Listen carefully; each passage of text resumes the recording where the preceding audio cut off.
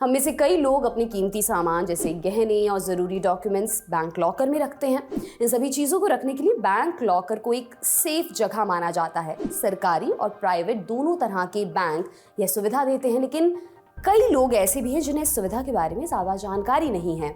इसे लेकर और भी कई तरह के सवाल मन में होंगे। इस वीडियो में हम उन्हीं सारे सवालों के जवाब आपको देंगे, पर पहले आरबीआई की एक ज़रूरी अपडेट। दरअसल आरबीआई ने लॉकर रखने वाले लोगों को राहत देते हुए बैंकों के साथ रिवाइज्ड एग्रीमेंट की समय सीमा दिसंबर के आखिर तक बढ़ा दी है।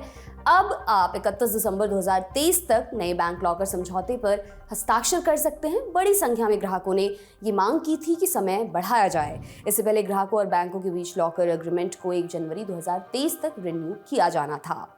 अच्छा, आगे बढ़ने से पहले एक और ज़रूरी सूचना।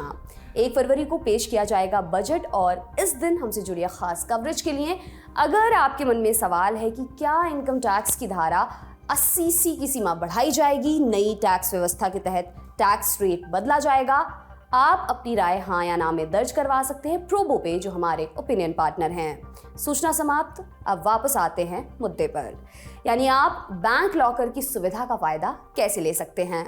तो बैंक में लॉकर खुलवाने के लिए सबसे पहले बैंक को आपको एक आवेदन देना जरूरी होता है। आप आसपास की जिस शाखा में लॉकर खुलवाना चाहते हैं, आपको उसी ब्रांच में आवेदन करना होगा।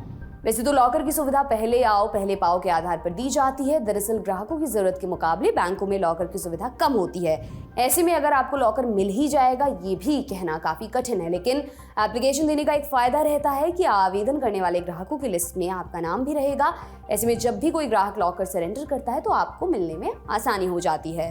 भारतीय रिजर्व बैंक के नियमों के अनुसार बैंकों को लॉकर के आवंटन के लिए वेटिंग लिस्ट तैयार करनी जरूरी है। इसलिए लॉकर किराए पर लेने के इच्छुक व्यक्ति को एक आवेदन पत्र भरना होगा। बैंक के साथ केवाईसी औपचारिकताओं को पूरा करना जरूरी है।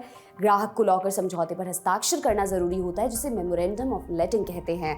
इसमें बैंक के नियमों और शर्तों का जिक्र होता है। इसके अलावा ज्यादातर बैंक केवल अपने मौजूदा खाता धारकों को ही लॉकर प्रदान करते हैं या जो खाता खोलने के लिए सहमत होते हैं।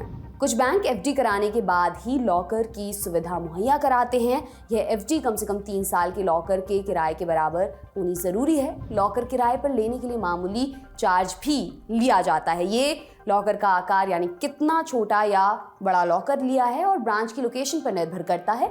अगर बैंक का लॉकर शहर की प्राइम लोकेशन पर है तो कई बैंक लॉकर का किराया ज़्यादा लेते हैं। ये किराया सालाना आधार पर लिया जाता है और बैंक ये पैसा एडवांस में जमा करा लेते हैं।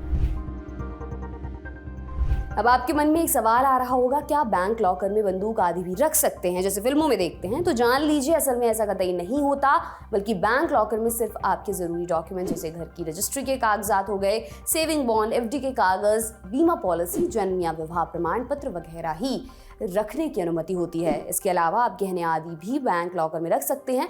बैंक लॉकर में ग्राहक पिस्टल, बंदूक आदि नहीं रख सकते हैं। अब जाते जाते बात कर लेते हैं आरबीआई के सर्कुलर के बारे में, जिसमें उसने बैंक लॉकर से जुड़े संशोधित एग्रीमेंट का जिक्र किया है।